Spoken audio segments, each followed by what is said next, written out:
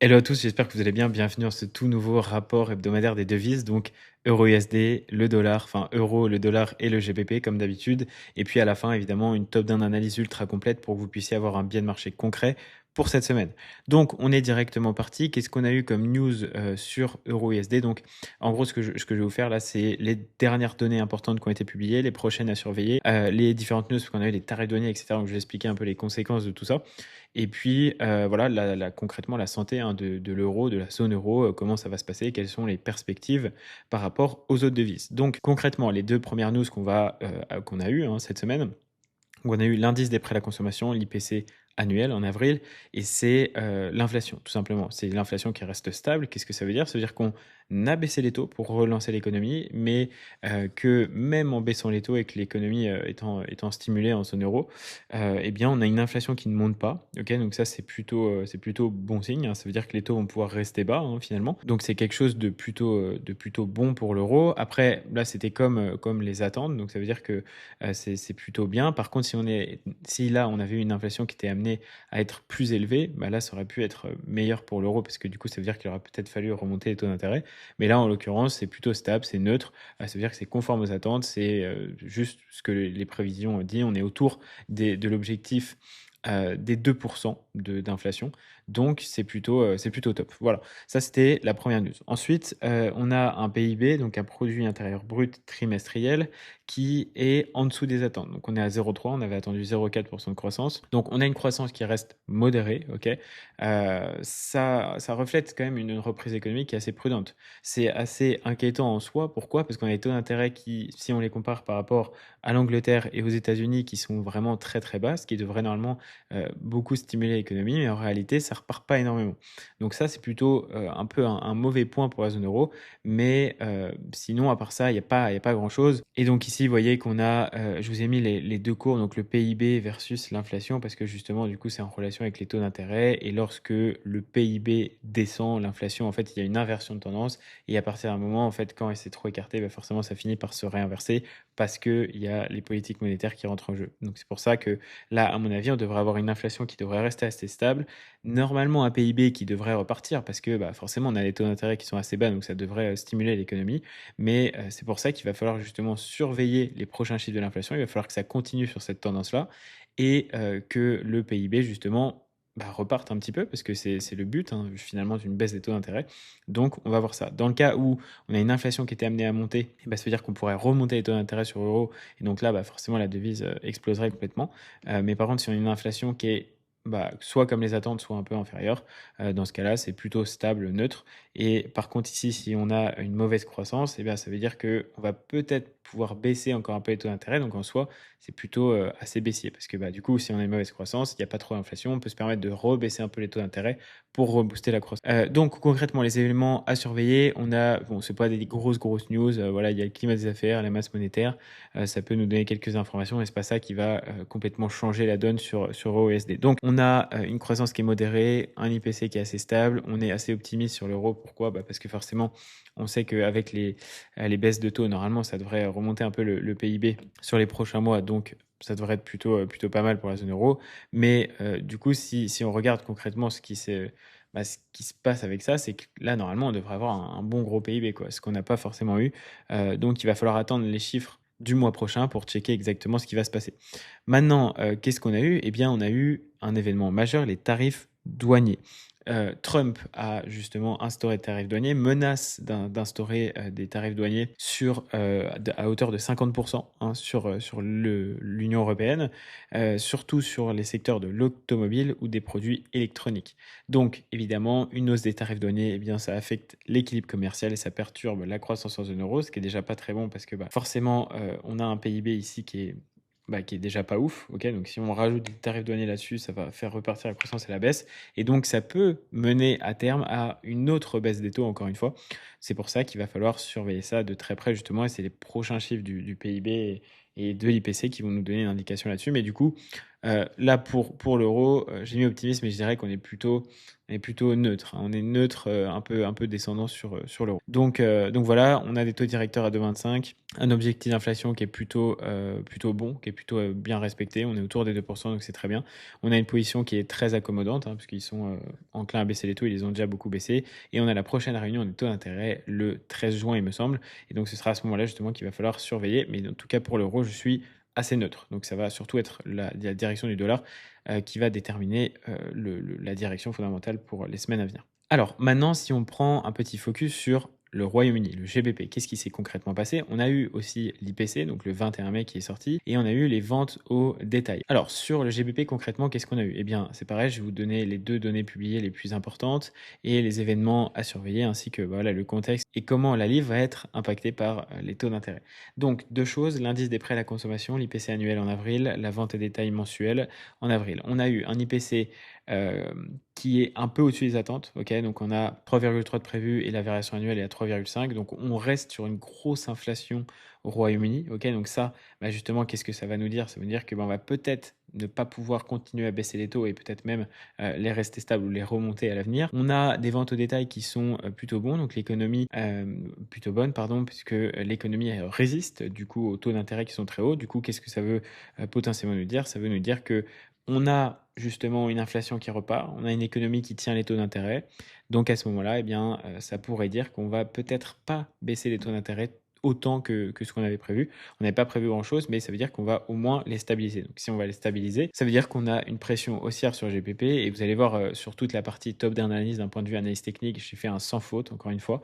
Voilà, c'est très important et restez bien jusqu'à la fin de cette vidéo, c'est les 20 minutes qui peuvent changer toute votre semaine de trading. Donc ici, vous voyez qu'on a une inflation qui repart, ok, qui est en constante hausse, alors que normalement, ça devrait être complètement l'inverse, hein. Plus ça va, plus ça explose. C'est notamment dû aux tarifs douaniers, évidemment, et des ventes au détail qui sont bonnes aussi. Et donc à ce moment-là, bah, forcément, si vous avez une inflation qui repart à la hausse, une économie qui est plutôt bonne, eh bien, ça présage qu'une chose, les hausses de taux d'intérêt. Pour la semaine prochaine, il n'y a pas d'événement majeur sur le GBP. Voilà, je n'ai pas trouvé grand-chose à vous mettre, en tout cas de très pertinent. Ici, si on regarde concrètement le contexte économique britannique, on a des ventes au détail qui sont bien, une inflation qui est assez puissante, une consommation qui est plus ou moins résiliente, ok. Et tout ça, c'est dû à quoi évidemment? Bah, des tensions sur les chaînes d'approvisionnement, un impact négatif sur le commerce dû aux tarifs douaniers, et donc forcément, bah, là on voit ça. Donc l'annonce de Trump, évidemment, j'étais en trade à ce moment-là, j'étais à genre 5 pips de mon TP sur EURUSD en achat. J'avais vraiment le seum et c'est retourné toucher mon SL. Mais bon, écoutez, c'est pas grave, merci Trump encore une fois. Donc en gros, c'est sur l'Union européenne, incluant peut-être les produits britanniques, ok, donc il fait un package global. c'est vraiment malade ce mec. Donc voilà, forcément, incertitude, pression inflationniste. On a des exportations vers les UK, vers l'Europe qui sont un peu en baisse, je vous l'avais dit la dernière fois. Donc tout ça, ça nous amène à penser quoi? Eh bien qu'on a une consommation qui est assez forte, une inflation qui est élevée, et donc eh ben, forcément, il va falloir checker. Et si on était amené à avoir justement une économie qui était plutôt bonne et une inflation qui repart, on devra remonter les taux d'intérêt. Ou du moins les garder assez hauts pour pouvoir maîtriser l'inflation, pour pouvoir les rebaisser ensuite. Mais ça, en tout cas, là, toutes les news qu'on a eues là la semaine dernière, c'est très haussier pour le GBP. Maintenant, concrètement, les États-Unis, qu'est-ce qu'on a pu avoir ici? Bon, alors là, évidemment, la principale news, hein, c'est les tarifs douaniers de Trump. Ok, il a annoncé l'imposition d'un tarif douanier. Voilà, je ne vais pas vous le redire, je vous l'ai déjà dit. On a l'indice des PMI manufacturiers qu'on a eu, qui est à 52,3 alors qu'il était prévu à 49,8, ce qui est assez au-dessus, hein. C'est assez cohérent. Donc ça montre que forcément l'activité manufacturière, elle a une expansion plus forte que prévu. Et donc, qu'est-ce que ça nous dit? Eh bien, ça nous dit que potentiellement, on va pouvoir ne pas baisser les taux parce que on a une inflation, vous allez voir dans le rapport juste après, qui n'est pas encore très très maîtrisée. Et donc, forcément, Powell va tenir la même politique. Il va dire, bah non, moi, l'inflation n'est pas totalement maîtrisée, donc je vais pas tout simplement baisser les taux d'intérêt pour l'instant. Semaine prochaine, on a le PIB du deuxième trimestre, ok, et on a, c'est des estimations, hein, et on a les commandes de biens durables. J'ai plus le nom en anglais en tête, mais voilà, c'est deux choses qui vont nous intéresser, qui vont nous permettre de voir un peu la santé économique des États-Unis pour voir si justement comment on va se situer avec les taux d'intérêt. Donc on suit ça de très près évidemment. On a une politique agressive de la Fed qui veut surtout pas baisser ses taux d'intérêt, une reprise de l'industrie, un USD qui est plutôt assez fort.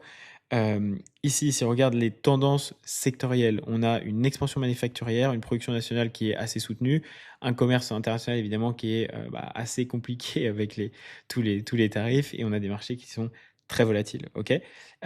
Concrètement, les perspectives politiques, eh bien, enfin, les annonces là, de nouveaux tarifs douaniers, ça peut avoir de gros impacts sur les marchés financiers et surtout sur la Fed, ok, parce que forcément, quand vous avez des tensions, que vous avez une inflation qui est importée, parce que forcément, quand vous mettez des tarifs douaniers, les pays vont en mettre aussi pour votre pays, et donc ça va créer juste de l'inflation dans tous les pays pour pas grand-chose. Donc concrètement, là, je vous ai fait une grosse synthèse comparative et on va vraiment reprendre un peu tout pour voir tout ce qu'il y a. Donc niveau inflation, au State, on est à 3,4%, en Angleterre, on est à 3,5%, et en euros, on est à 2,2%. Donc vous voyez que l'euro a plutôt bien géré sa crise, hein, plus ou moins, parce qu'on a des taux d'intérêt qui sont assez bas, donc on a de la marge de manœuvre dans le cas où l'inflation repart. On a sur le dollar et sur GBP plus ou moins la même situation, mais on observe que forcément le GBP, son économie se porte mieux que celle du dollar, donc forcément c'est plus haussier évidemment. Donc voilà pour ça. Ici on a l'euro qui est plus ou moins reprise. Rappelez-vous, hein, la semaine dernière on a vu le ZEW qui avait littéralement explosé. Donc on est plutôt en reprise assez stable sur l'euro. Le dollar, on est assez stable parce que forcément il y a de l'incertitude économique. On a un PMI qui est pas trop mal, mais on a une inflation qui reste très élevée avec des taux d'intérêt élevés. Et sur GBP, en fait on avait prévu potentiellement une baisse de taux d'intérêt pour la suite, mais ce qui va être complètement annulé, parce qu'on a une inflation qui est en train d'exploser, une économie qui est plutôt bonne, et donc forcément, ça nous amène à une forte pression haussière sur le GBP. Ici, vous voyez qu'on a la BCE qui est à 2,25, la Fed qui est à 4,50 et la BE qui est à 4,25. Je pense pas que la BE baissera ses taux, c'est pas possible pour l'instant. La Fed, à mon avis, non plus, parce que forcément, l'économie se porte plutôt bien et l'inflation n'est pas maîtrisée. Et donc voilà, c'est pour ça qu'aujourd'hui, je reste assez haussier sur le dollar, je reste assez haussier, très haussier même sur la livre, et plus ou moins neutre sur euro-USD. Donc ensuite, évidemment, on a eu des tarifs douaniers qui ont amené une grosse incertitude de ce niveau-là. 50% sur les produits de l'UE, donc forcément, ça impacte énormément l'euro. Le dollar, c'est assez mixte, c'est plutôt haussier, et la livre, c'est assez modéré. Donc là, on va avoir, à mon avis, pour la semaine prochaine, une très grosse pression haussière justement sur la livre. L'euro, forcément, ça va suivre le dollar. Les perspectives par devise, le dollar, on est neutre, légèrement baissier. L'euro, je dirais pareil, mais à l'inverse, haussier. Et ici, on est très haussier sur GBP. Donc voilà mon biais concrètement et la synthèse comparative que j'ai pu vous faire à propos de tout ça. Donc, il faut surveiller évidemment tous les indicateurs économiques. Surtout, voilà, la fondamentale, c'est trois gros piliers: l'inflation, la croissance, les taux d'intérêt. Et on essaye de faire un mix entre les trois pour avoir une target d'inflation qui est bonne, une croissance qui est bonne et des taux d'intérêt le moins élevés possible. Vous voyez, c'est comme ça qu'on va fonctionner justement pour toute cette partie-là.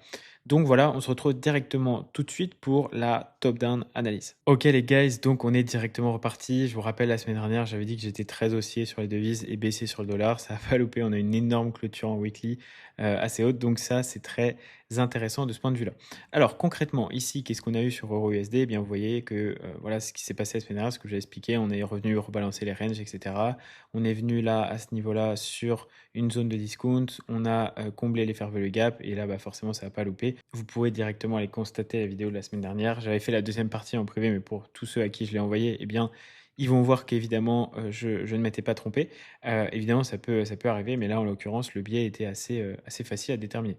Ici, vous voyez qu'on a une énorme englobante haussière, on laisse du fair value gap, donc à mon avis, pour la semaine prochaine, on va pouvoir avoir un petit truc comme ça. Vous voyez, là, hop, pour aller chercher les plus hauts, mais on va checker tout de suite. Donc là, en tout cas, on est repassé plus ou moins en tendance haussière. Si on va en daily, on regarde concrètement ce qui se passe, on voit qu'ici, hop, c'est pas ce que je voulais faire. On voit qu'ici, on est venu combler, faire le gap, etc. Donc là, c'est assez intéressant. Et que là, forcément, on fait, on exécute un modèle de livraison des prix qui est haussier, hein, tout simplement. On cache les structures à la hausse, on respecte plus ou moins les fair value gap, on fait des englobantes haussières. Tous les niveaux ici, à l'inverse, on ne les respecte pas. Ok, donc ça nous montre que on est assez haussier de ce point de vue-là, mais vous allez voir, on est beaucoup moins haussier que sur GBP/USD. Donc là, on est haussier neutre. Je pense qu'on peut avoir une petite consolidation, etc. dans la semaine, monter un peu en consolidation, peut-être descendre un peu, venir combler les fair value gap en weekly pour repartir un petit peu après. En tout cas, je reste haussier de ce point de vue-là. Vous connaissez mon avis. quand on a des chiffres de tendance et que le modèle de délivraison du prix est dans un sens ou dans l'autre, et qu'on n'a pas eu de retournement clair, je reste fixe dans mon biais de marché. C'est toujours comme ça que je procède. Donc ici, concrètement, vous voyez quoi? Eh bien, on a des cassages de structure, donc là on clôture au-dessus de tout ça, et surtout on vient combler les fair value gap, hop, on repart à la hausse, on vient là sur une zone d'OTE pour ensuite repartir, vous voyez, donc là on est vraiment dans un modèle de livraison de prix qui est assez haussier de ce point de vue-là, donc là je reste haussier neutre sur EURUSD comme d'un point de vue fondamental, parce que de toute façon c'est ça qui drive le prix, et on se sert de l'analyse technique pour timer le marché dans notre biais fondamental. Ensuite, GBP, bon, je pense que là, du coup, c'était assez clair. Vous voyez, j'avais mis ça la semaine dernière, j'avais dit qu'on réagissait là-dessus et qu'après, on allait repartir à la hausse avec des targets ici, ce qu'on a largement été chercher, donc c'est vraiment magnifique. Ici, si on regarde concrètement sur GBP USD ce qui s'est passé, on voit qu'on est venu combler directement les ranges ici. On a une magnifique clôture, là, on explose à la hausse, etc. Donc là, franchement, c'est trop clean. Le price action est insane. Je vais juste enlever ça, c'est pas très utile. Ok, maintenant en daily, eh bien, bon voilà, on est full haussier, on a des énormes clôtures. À mon avis, on peut avoir un petit retracement avant de repartir, mais là, en tout cas, je reste haussier de ce point de vue-là. Maintenant, qu'est-ce qu'on a de plus ici en H4? Rien de plus, on peut faire le gap, on part à la hausse. Voilà, les gars, maintenant, il n'y a plus grand-chose à voir. Maintenant, quels sont les targets qu'on va pouvoir potentiellement aller chercher? Ici, vous voyez qu'on a du fair value gap, on vient complètement combler tout ça. On a énormément de liquidité à ce niveau-là, donc là, je pense que, à mon avis, cette zone-là peut être une zone intéressante à venir chercher sur le moyen long terme. Je réfléchis, ouais, ça fait quand même haut. Ça l'emmène le GBP à 1,42, mais je pense que c'est faisable. Là, on a énormément de liquidité. Je sais pas si on ira jusqu'en haut ici, mais déjà, là, prendre ces premiers highs là, au moins celui-là, je pense que ce serait assez cohérent, parce que là, on est sur un modèle qui est très clairement haussier. Donc, c'est plutôt intéressant. Ok, bon, et puis voilà, sinon en daily en H4, il n'y a pas grand chose à dire, on est juste haussier. C'est possible qu'on ait des petits retracements pour prendre des plus bas. Justement, comme je vous le dis, moi j'aime bien me positionner en zone de discount. Donc si on a un petit retracement, que je reste dans mon biais, etc., qu'on n'a pas eu de retournement concret et que la fonda est toujours dans le même sens, bam, j'irai chercher des achats à ce niveau-là. Ce qu'il est très intéressant de faire, c'est de combiner justement votre biais fondamental, votre biais en analyse technique via les top-down et le biais directionnel, au template intra-hebdomadaire. Ça veut dire qu'est-ce que c'est que les templates intra-hebdomadaires? Eh bien, c'est des modèles de déroulement de la semaine, tout simplement, qui vont vous donner une indication claire sur ce que le prix va faire et comment il va évoluer tout au long de la semaine. Si vous voulez que je vous donne ça, j'ai les miens, je les utilise, j'en ai 10, et c'est ultra pertinent. Eh bien, vous avez juste à m'envoyer un petit DM sur Instagram, vous m'envoyez template intra-hebdomadaire, et je vous enverrai tous les templates qui sont ultra structurés. Vous allez absolument tout avoir, vous allez voir, c'est une dinguerie, ça marche trop bien. Donc voilà, si vous voulez avoir accès à ça, vous m'envoyez ça et je vous donnerai directement. Et d'ailleurs, ceux qui veulent le rapport fondamental que j'ai fait juste avant, vous m'envoyez un rapport fondamental et je vous le donnerai aussi avec plaisir. Maintenant, concrètement, sur GU, bon voilà, vous avez mon biais, on est aussi, on peut avoir un petit retracement avant de repartir. Et maintenant, sur le dollar, qu'est-ce qu'on va avoir? Alors, on a quand même des SMT divergences, hein, faut pas négliger tout ça, mais bon, je pense que c'était plus d'un point de vue rebalancing du range. Ici, vous voyez que c'est très cohérent. Je vais aller en weekly d'abord. Voilà, la clôture est folle. La clôture est complètement folle. On est venu combler faire le gap, on est venu rebalancer les ranges. Vous voyez, c'est tout ce que je vous ai dit la semaine dernière dans la vidéo, pour ceux qui ont été me la demander sur Instagram. Ça s'est exactement appliqué ici. C'est assez dingue. Donc ici, ensuite, on comble faire le gap. On revient juste ici à ce niveau-là. Hop, on revient dans le TE et ensuite on repart directement à la baisse. Si je regarde ici ce qu'on a en H4, ok, bon, on a un modèle de livraison du prix qui est baissier, très clairement. Ok, on vient combler faire le gap, on repart à la baisse, clac, c'est comme ça partout. On revient rebalancer les ranges, etc. Donc ouais, c'est très cohérent. Alors concrètement, maintenant, ce qu'il fallait regarder, c'est pas là que je voulais aller. On va checker les obligations. Ok, et on va regarder ce qui se passe. Donc ici, vous voyez qu'on a quand même une grosse divergence obligataire qui est en train de se former. Je vous rappelle, plus c'est écarté, plus il faut faire attention parce que le prix, dans tous les cas, il va falloir qu'un jour ou l'autre, il revienne chercher cette ligne. Donc, pour des continuations de tendance, être aussi écarté du prix, c'est pas ouf. Ok. Donc ça, c'est peut-être un signe qu'on va avoir potentiellement un retracement pour la semaine d'après. Là, si je regarde GBP, eh bien, on n'a plus aucune divergence. Alors attendez, non, c'est normal, c'est pas ça. Hop, c'est le bon DI spread qu'il me faut. Et vous voyez que ici sur GU, eh ben, finalement, on reste assez bas ici, hein. Et là, ça ne bouge pas. Et donc, plus on est écarté, plus forcément c'est dangereux. Donc, à mon avis, on peut monter encore un peu. Mais dans tous les cas, il va falloir qu'on vienne retracer un moment ou un autre. Ok. Après, forcément, la semaine dernière, on était là quand j'ai fait l'analyse et j'avais dit la même chose. J'étais plus haussier à ce moment-là. Je pensais que justement les rendements, enfin le bon yield spread allait suivre, ce qui n'est pas forcément le cas ici et c'est pas pour ça qu'on peut pas ça peut pas continuer à exploser. Donc là, de ce point de vue-là, voilà, c'est pas une énorme confirmation d'un point de vue, haussier, mais je vais y accorder un peu moins d'importance que prévu. Mais en tout cas, voilà, ça veut dire que je n'irai pas chercher des targets énormes à la hausse tant qu'on a autant d'écart. Moi, ça me plaît pas. Sur euro USD, bon, bah là, on a un gros écart aussi, hein. Vous voyez, c'est toujours pareil. Dès qu'on est très écarté, forcément, le prix finit toujours par se retourner pour que soit le bon lié spread augmente ou alors le prix redescende. Souvent, c'est un peu les deux. Mais donc, forcément, plus on est écarté, moins c'est bon et plus on a de chance d'avoir un retracement. Donc, à mon avis, la semaine prochaine, on peut avoir un bon retracement, ok, et ensuite repartir à la hausse. Je pense que à mon avis, ce qui va se passer pour venir combler tous les fair value gap en weekly qu'on a laissé un peu partout, ce qui permettrait à ça au prix justement de repartir. Clac, mais vous voyez, après, ça peut rester très écarté pendant assez longtemps, hein. C'est ça le truc aussi. Donc, il faut se méfier, ne pas toujours faire confiance à ça à 100%. Mais en tout cas, c'est un indicateur qui me paraît assez pertinent. Donc voilà, en tout cas, je reste dans mon biais. On est baissier dollar, haussier GU, plutôt stable sur euro USD, mais du coup, si on est haussier dollar, eh bien, ça va monter, tout simplement. Donc voilà, les gars, si vous voulez avoir accès à tout le fichier que j'ai directement fait, donc toute la synthèse comparative, etc., eh bien, vous avez juste à m'envoyer un DM sur Instagram. Je vous enverrai ça directement avec plaisir au format PDF. Et ceux qui veulent les templates intra-hebdomadaires pour appliquer tout ça à leur trading, c'est pareil, m'envoyez un petit DM et je vous enverrai ça gratuitement avec plaisir, les gars.